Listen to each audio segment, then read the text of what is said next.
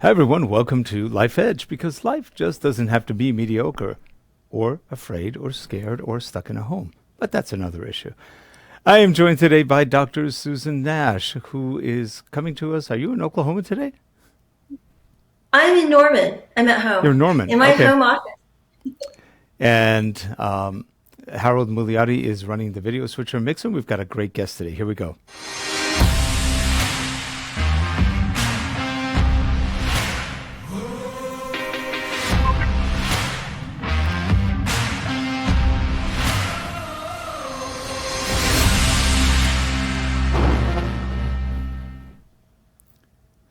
And we are back. Susan, would you like to do the honors? Absolutely. I'm thrilled to introduce Dr. Jamie Daigle from the Texas A&M Texarkana campus, and she is a professor of supply chain management. And I thought she would be the perfect guest today to talk about what's going on with the grocery stores and with Amazon and basic issues about the situation. Welcome, Jamie. Hi. Yes, thank you very much. So, I was talking about the supply chain issues tonight, and I think one of the most important conundrums that we're facing right now is medical supplies. Hmm. And I've interviewed a few different hospitals today, and Donald Trump said last night that he's releasing 1 million N95 masks. However, according to the hospitals that I interviewed, that will only last 4 hours in one given day with the medical issue that we're facing. So that's not going to go very far. And so that is a big issue. 80% of the healthcare workers in Italy are sick because of the lack of supplies. As we supply chain has a very big disruption right now because a lot of the manufacturing plants have closed because of sick workers, because of the mandatory quarantine as well. So this is a huge issue. There is a lead time too of 30 days. So when they stopped manufacturing, say a month ago, then we're going to see less and less supplies in terms of medical supplies and also what's on the grocery shelves. So Walmart actually supplies 50% of U.S. supplies. Hmm. So Walmart actually gets, if you Google it, 80% of their supplies from China. So yes, we do have a problem with people hoarding, but that's not the total problem that you're seeing at the grocery stores right now.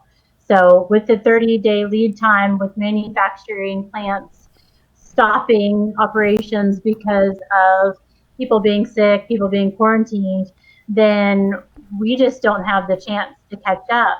So a lot of people are being smart and realizing that, okay, there is disruption supply chain. I do need to stock up for my family because for as it is right now, it's only going to get worse until manufacturing plants start again. And as I've researched today, a lot of those firms are starting back up, but then there's still a 30 more day lead time. So we're going to have this issue for at least 30 days in terms of groceries.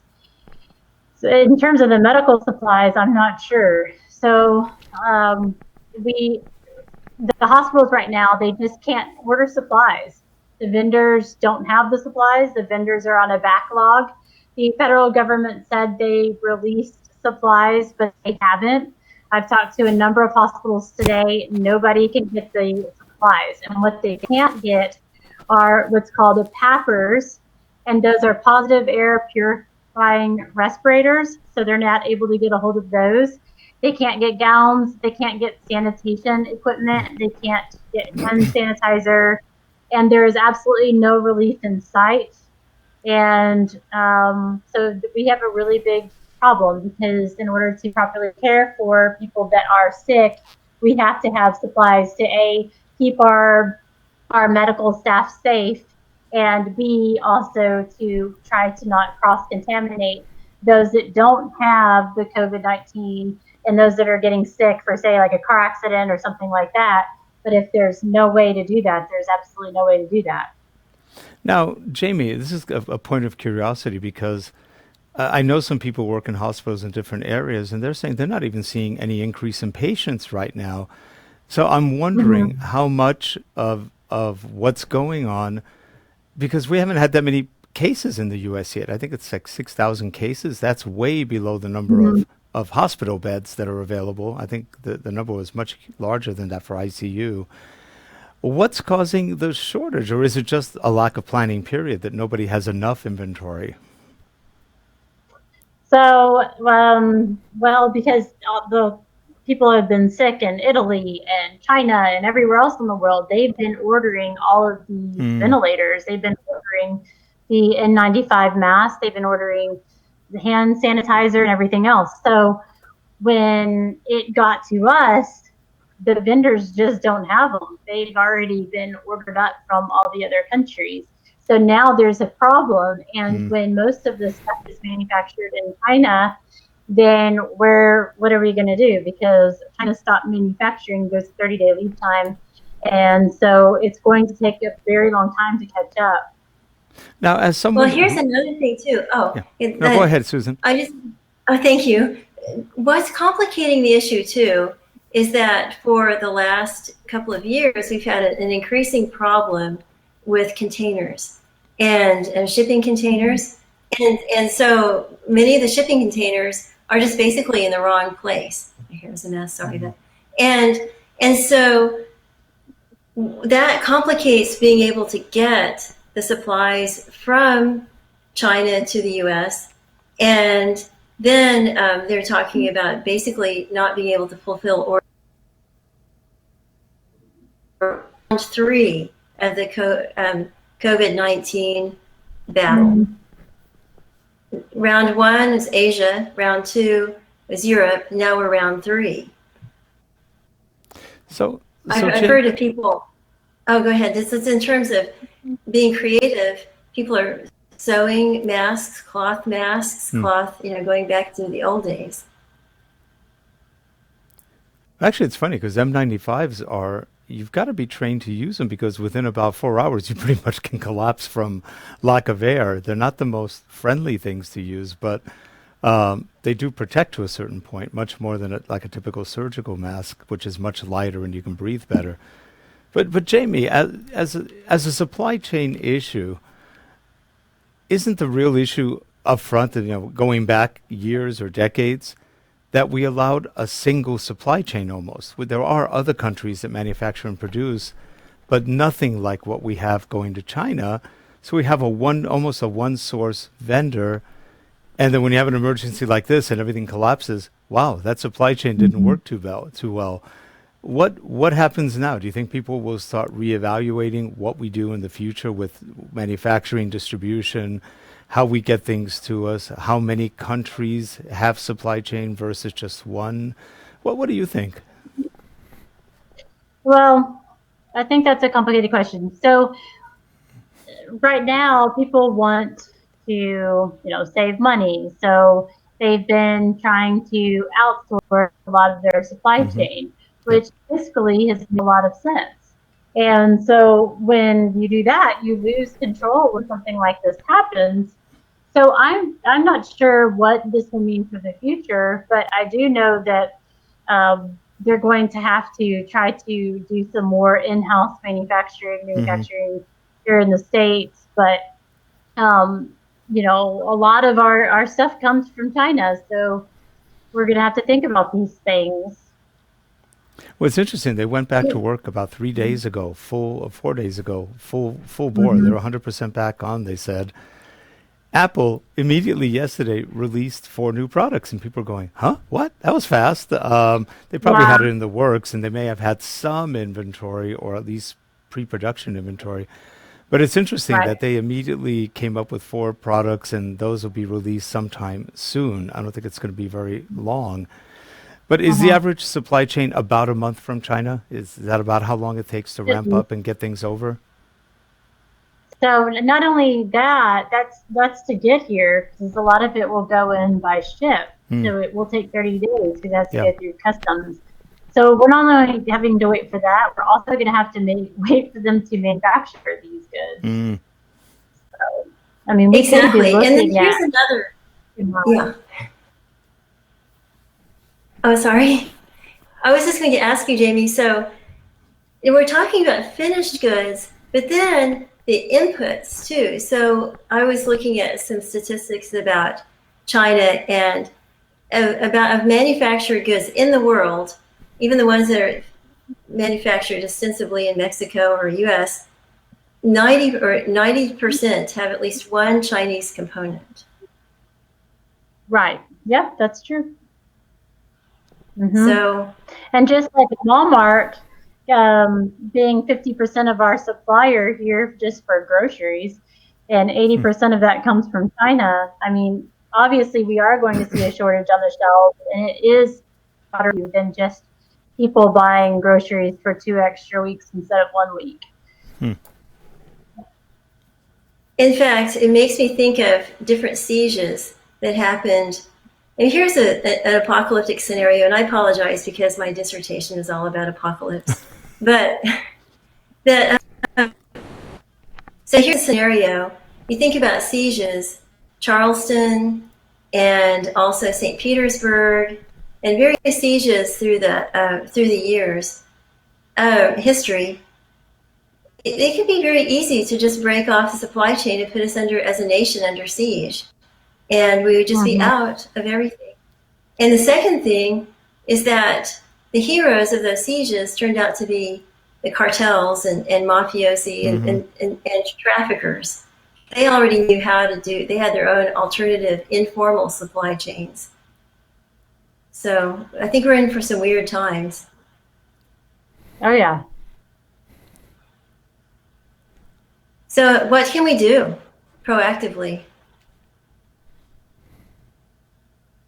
Are you asking me? Yes. Solve the world's problems, Jamie.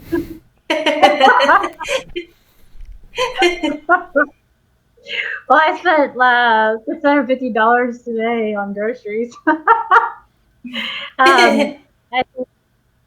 think the best approach is to see about what are ways that people can start creating the things that we need here. I know that Italy, they started to use 3D printers to try to create some of the pieces of these PAP systems, which are the positive air purifying respirators.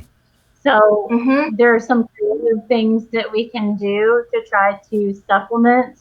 We have to think outside the box right now. Yes. It's not going to be as easy as ordering it from a vendor. So it's going to be, we literally have to think outside the box. How can we create things? What can we do with what we have currently? That's one part of it.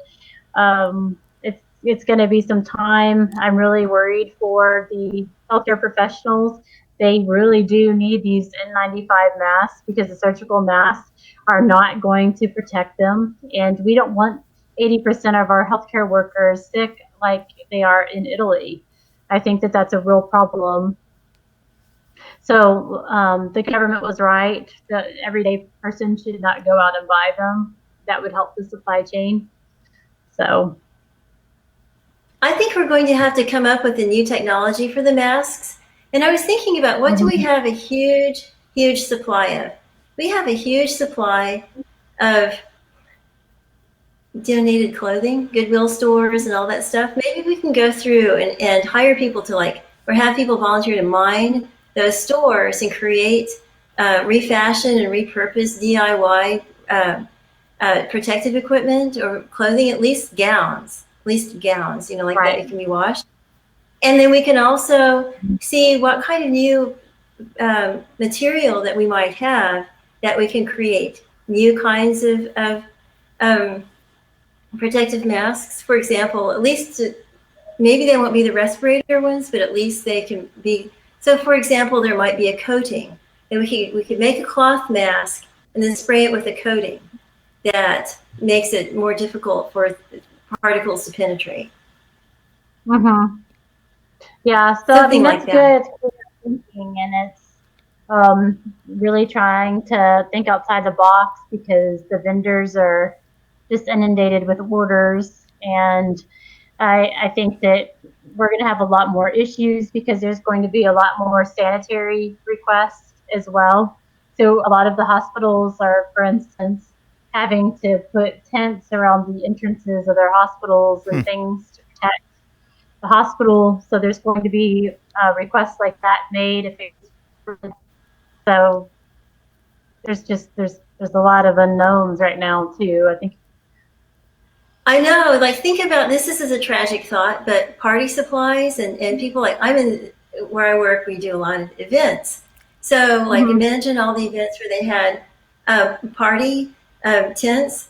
Now they can use those as triage tents. And a few weeks ago, I was thinking it would be a good idea for somebody for GIS to like go through and look at where they have abandoned or unused commercial space in malls and also in other places, and they convert them into supply warehouses for stranded goods and also for things that you need locally, and then also which ones can be converted into triage centers or testing centers, drive-through testing centers.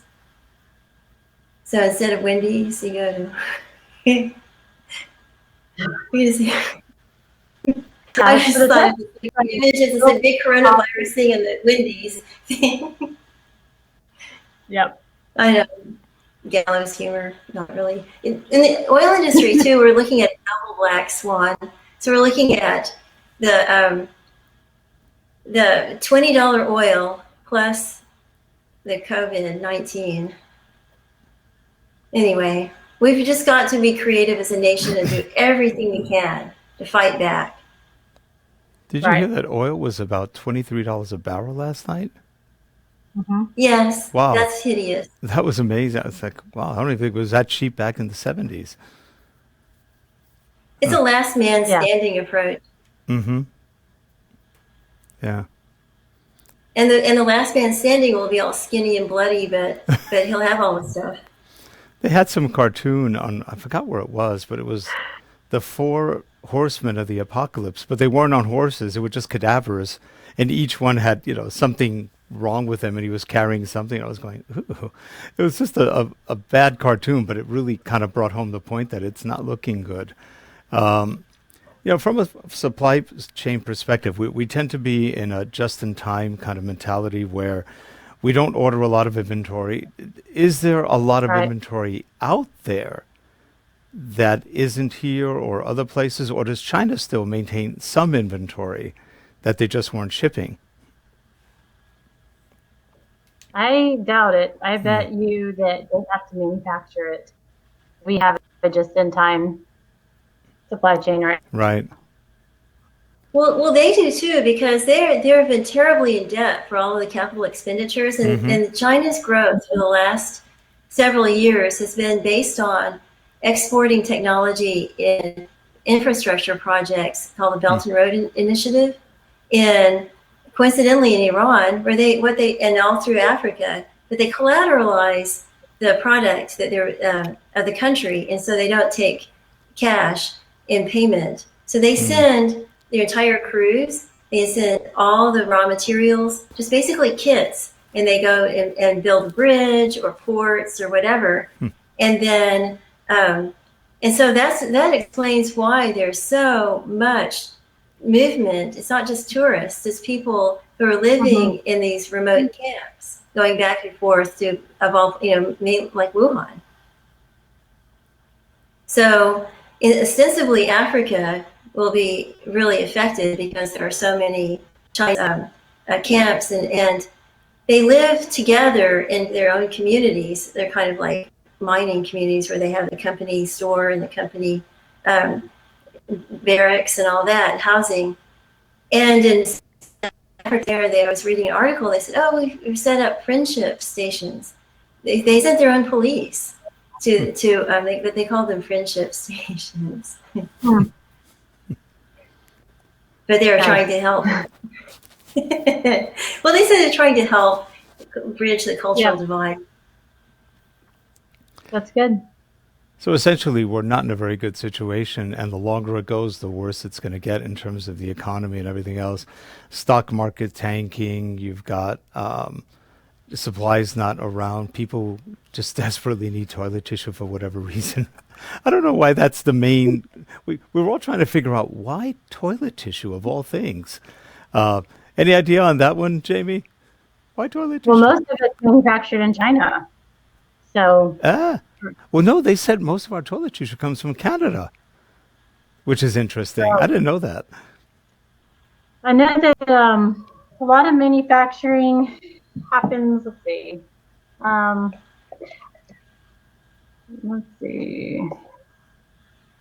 What do you think, Dr. Nash? Well, okay, so I was a summer engineer for Procter & Gamble paper products. And they, at one point, had big paper products plants in Mehoopany and also in the southeast in Mehoopany, Pennsylvania. And I was in Missouri, where they made Pampers and Loves. But over time, because of environmental regulations, they were basically forced out of the U.S. So the manufacturing overseas, so it went to Canada, but also China and other places. And so that left us basically as a service economy, providing goods and services. And so I think that it's not going to be easy to get those factories going again, because it's sort of like Soviet Union. You look at their old factories, they're just dilapidated and collapsed. So we'll have to be innovative. And we'll have to allow logging again. See, that they had paper mills, and that was one of the reasons why it was not allowed. Not only was it not allowed for the emissions from the paper products plants, but also because of the paper mills had water issues into the streams, and so they were that was too costly to try to achieve EPA standards.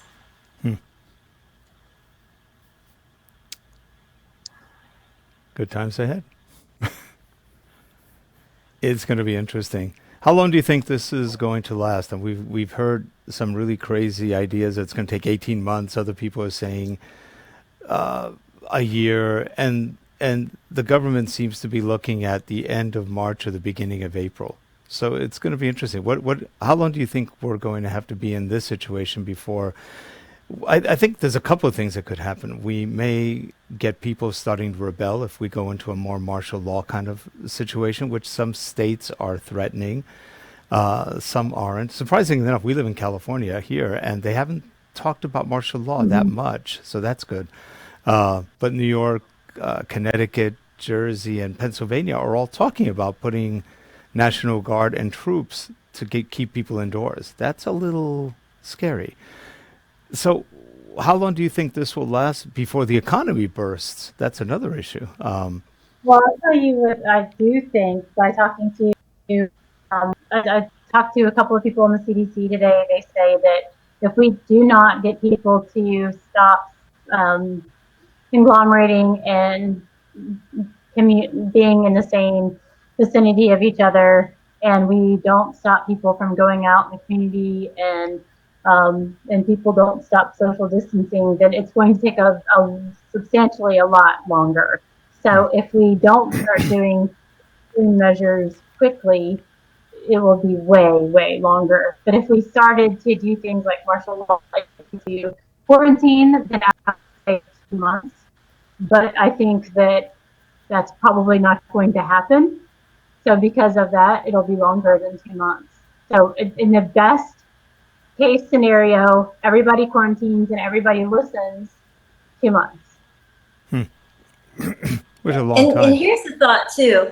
I think that right now China is sending, this is an interesting thing, China is sending supplies and doctors to Italy to help them. So they're going and kind of rescuing them. Of course, there's going to be a price tag. So it's a kind of humanitarian thing, but there might be a quid pro quo in terms of access to ports or whatever. But I suspect that it just depends on how desperately the economy of China needs the consumers of the U.S. And so where's the sticking point? If this is really partly a desire to get a more favorable president or administration that's friendlier to relationships with China, it might happen quickly. I really think that we do live in an interconnected world. Yes, we do need to have more self-sufficiency and food supply. They talk about that all the time, food security in Africa, but we haven't talked about any of those things here. And I think that we're going to never have the same kind of world.